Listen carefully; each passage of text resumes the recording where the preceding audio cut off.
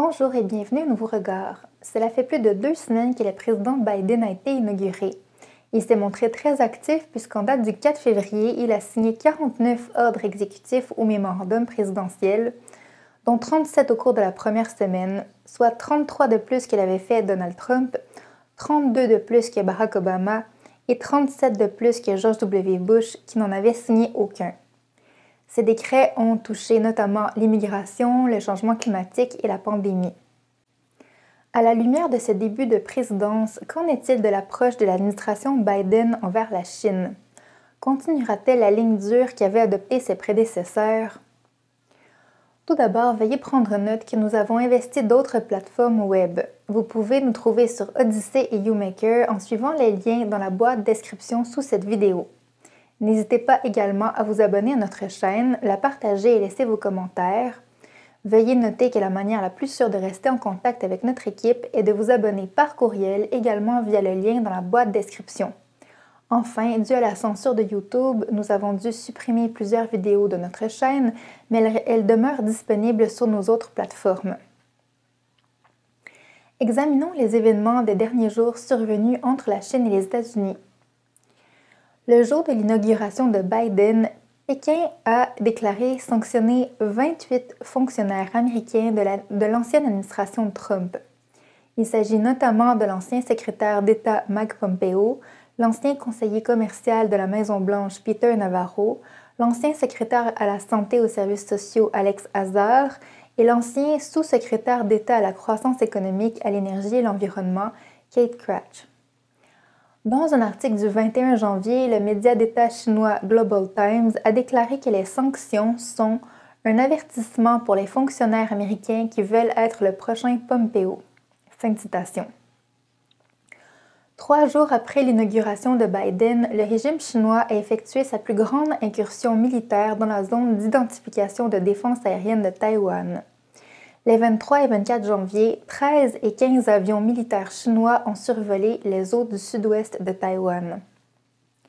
Les incursions militaires de la Chine dans la zone d'identification de défense aérienne de Taïwan ne sont pas nouvelles. Il y en aurait eu environ 380 au cours de l'année dernière, selon les responsables militaires de Taïwan. Mais réalisées à quelques jours de l'inauguration, les incursions auraient eu pour objectif de tester la nouvelle administration Biden pour voir si elle allait faire preuve de fermeté face aux incursions militaires chinoises, selon le commentateur de l'actualité chinoise Tang Qing. En réponse, les États-Unis ont critiqué les activités militaires de Pékin et a réaffirmé leur engagement envers Taïwan, les qualifiant de « solides comme le roc ». Le 23 janvier, ils ont exhorté Pékin à cesser ses pressions militaires, diplomatiques et économiques sur Taïwan et à engager plutôt un dialogue significatif avec les représentants démocratiquement élus. Un navire de guerre américain a également traversé le détroit de Taïwan le 4 février, marquant la première opération de ce type sous l'administration Biden. Dans un communiqué, les États-Unis ont déclaré « Le transit de ce navire par les détroits de Taïwan démontre l'engagement des États-Unis en faveur d'une zone Indo-Pacifique libre et ouverte. L'armée américaine continuera de voler, de naviguer et d'opérer partout où le droit international le permet. » Pékin considère Taïwan comme faisant partie de son territoire et menace continuellement de recourir à la force militaire pour ramener l'île dans son giron. Toutefois, Taïwan est un État-nation indépendant avec son propre gouvernement démocratiquement élu, son armée, sa monnaie et sa constitution. En 1979, Washington avait mis fin à ses relations diplomatiques avec Taïwan en faveur de Pékin, mais a maintenu une relation avec l'île sur la base du Taiwan Relations Act. Sous l'administration Trump, les relations entre Taïwan et les États-Unis se sont considérablement améliorées et l'ancien secrétaire d'État Mike Pompeo a levé les restrictions sur l'interaction entre les fonctionnaires américains et leurs homologues taïwanais. Les États-Unis sont le plus important bailleur de fonds et fournisseur d'armes de l'île. Toutefois, la Chine considère le soutien des États-Unis et les transits militaires américains dans les détroits de Taïwan comme des provocations. Le porte-parole du ministère chinois des Affaires étrangères, Wang Wenbin, lors d'une réunion d'information régulière le 4 février, a déclaré que Pékin est prêt à répondre à toutes les menaces et provocations à tout moment et sauvegardera résolument sa souveraineté nationale et son intégrité territoriale. Fin de citation. L'administration Biden a également pris position en faveur des droits de la personne. Un jour avant de quitter la Maison-Blanche, l'administration Trump a qualifié de génocide et de crimes contre l'humanité les actions commises par le Parti communiste chinois contre les musulmans ouïghours dans la province du Xinjiang en Chine. En effet, les autorités chinoises détiennent plus d'1 million de Ouïghours et d'autres minorités ethniques et religieuses dans la région et les soumet au travail forcé, à la stérilisation forcée et à la torture. Selon le porte-parole du Conseil national de sécurité, Emily Horne, le président Biden qualifie également de génocide l'oppression des Ouïghours et s'y oppose dans les termes les plus forts possibles. Fin de citation. Le secrétaire d'État Anthony Blinken a également déclaré être d'accord avec le qualificatif de génocide. En réaction à cela, le 1er février, lors d'une rencontre du Comité national sur les relations sino-américaines, le diplomate chinois Yang Jiechi a averti les États-Unis de ne pas franchir ce qu'il a qualifié de « ligne rouge » en abordant les questions de Hong Kong, du Tibet, du Xinjiang et de Taïwan. Il a déclaré « En Chine, nous espérons que la partie américaine comprendra pleinement le caractère sensible de ces questions et les traitera avec prudence afin d'éviter toute perturbation ou atteinte à la confiance mutuelle et à la coopération. » Fin de citation. À la lumière de ces deux événements, on peut supposer que la Chine ne concède rien en ce qui concerne Taïwan et la persécution des Ouïghours et demande à ce que l'on ne se mêle pas de ce qu'elle qualifie d'affaires intérieures. D'un autre côté, réaffirmer le soutien des États-Unis à Taïwan et se positionner contre la répression des Ouïghours bénéficie d'un soutien bipartite au Congrès, voire d'un consensus international et ne demande pas tant de courage de la part de la nouvelle administration. Par ailleurs, la qualification de génocide était une initiative de l'administration précédente et il aurait été mal avisé de la part de la nouvelle administration de ne pas abonder dans le même sens. En ce qui concerne les affaires économiques, le 25 janvier, Xi Jinping a fait un discours au Forum économique mondial suggérant à la nouvelle administration de rejeter l'approche dure de l'administration Trump envers la Chine. Il a appelé à rejeter la mentalité dépassée de la guerre froide et à rechercher plutôt un engagement multilatéral. Il a déclaré rejeter, menacer ou intimider les autres, imposer délibérément le découplage, rompre les chaînes d'approvisionnement ou imposer des sanctions et créer l'isolement ou l'éloignement ne fera que pousser le monde dans la division et même à la confrontation. Fin de citation. Le 20 janvier, le porte-parole du ministre chinois des Affaires étrangères a accusé l'administration Trump d'avoir mené une série de coups de folie. Fin de citation. Selon l'analyste sur la Chine Tang Jingyuan, les remarques de Xi Jinping étaient condescendantes et a relevé un changement de ton par rapport à l'administration précédente où le régime faisait preuve de plus de conciliance. Selon M. Jingyuan, cela pourrait indiquer que le régime chinois considère l'administration Biden comme un faible concurrent. En analysant les discours officiels des derniers jours, il semble que la nouvelle administration Biden préconise plutôt une approche de non-confrontation avec la Chine. Par exemple, le 4 février, dans son discours d'une durée de 22 minutes sur la politique étrangère du département d'État, Joe Biden passe 1 minute 20 à parler de la Russie, 1 minute 15 à parler du conflit au Yémen et passe seulement 27 secondes à parler de la Chine. Au sujet de la Russie, il dit « J'ai clairement dit à Poutine d'une manière très différente de celle de mon prédécesseur que l'époque où les États-Unis se rangeaient face aux actions agressives de la Russie, interférant avec nos élections, les cyberattaques empoisonnant ses citoyens étaient révolues. Nous n'hésiterons pas à augmenter le coût pour la Russie et à défendre nos intérêts vitaux et ceux de notre peuple.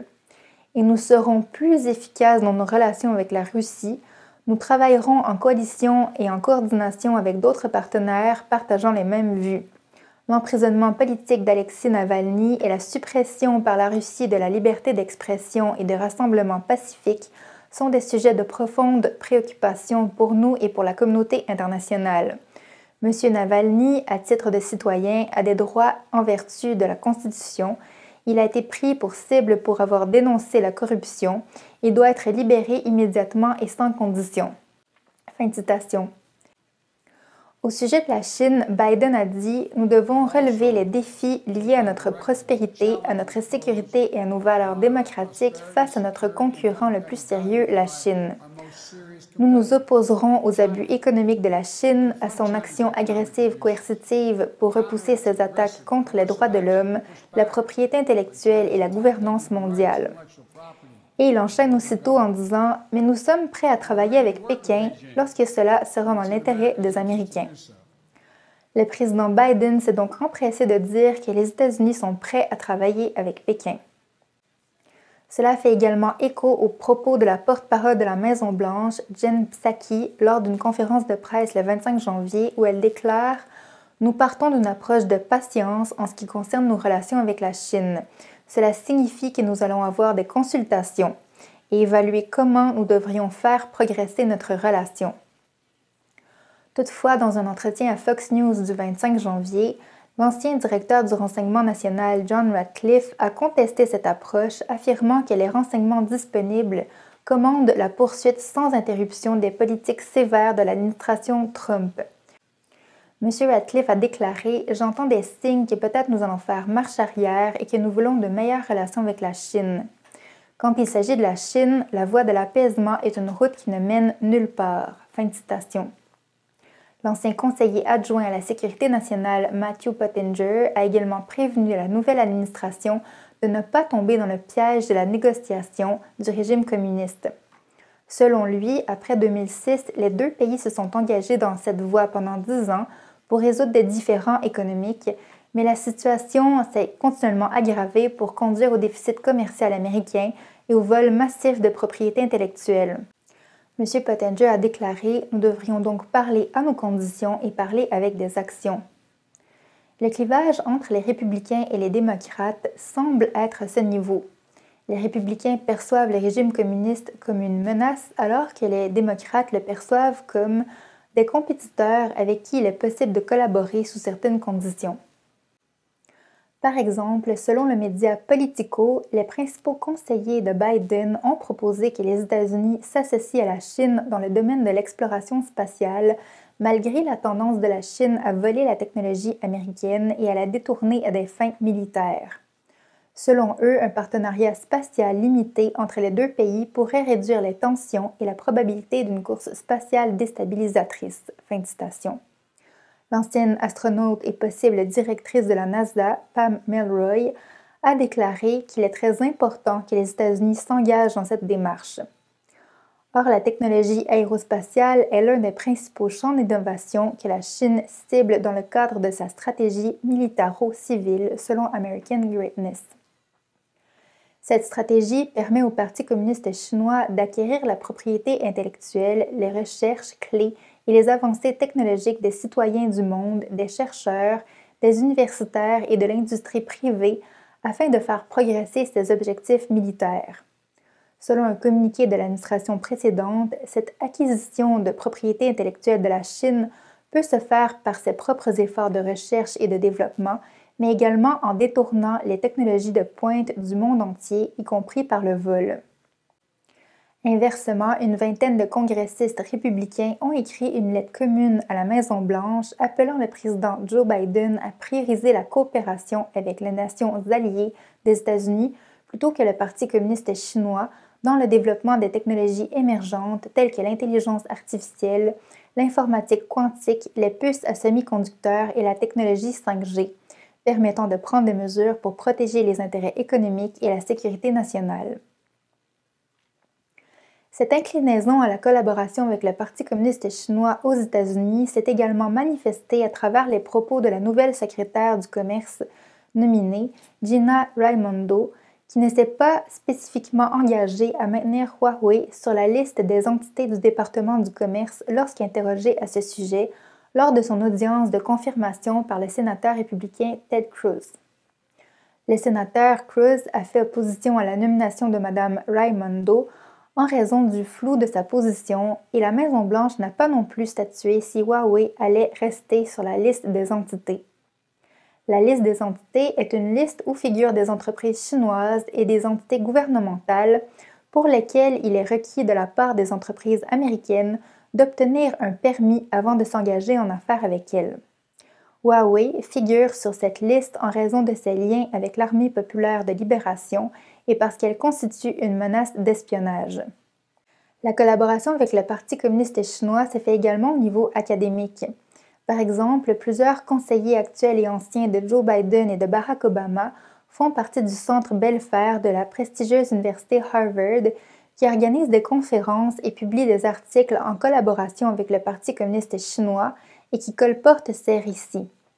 Le centre a notamment accueilli des groupes de travail sur la cybersécurité aux côtés de responsables gouvernementaux et militaires du Parti communiste chinois et dont la direction est basée à Pékin selon le National Pulse.